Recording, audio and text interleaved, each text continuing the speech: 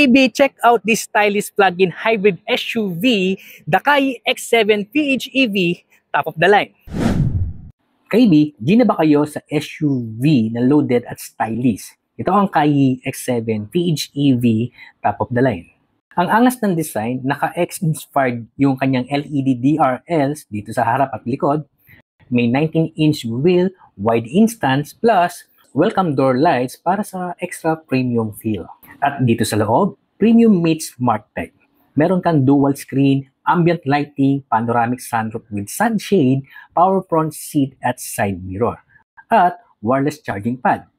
7-seater layout, may built-in cabin camera, power tailgate din, pang long trip talaga. And then sa performance nito, 1.5 turbo engine with electric motors produce 102 kilowatt power and 400 Newton meter of torque.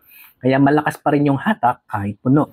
At sa pure EV range, 150 kilometers, combined range up to 1,200 kilometers. Kaya walang range anxiety sa EV na ito. At sa safety features, nandyan ang adaptive cruise, lane keep assist, 360 camera, at driver fatigue monitoring. And all of that, SRP 1,599,000 pesos lang para sa fully loaded top of the line. Watch the full video on our YouTube channel and follow for more EV reviews.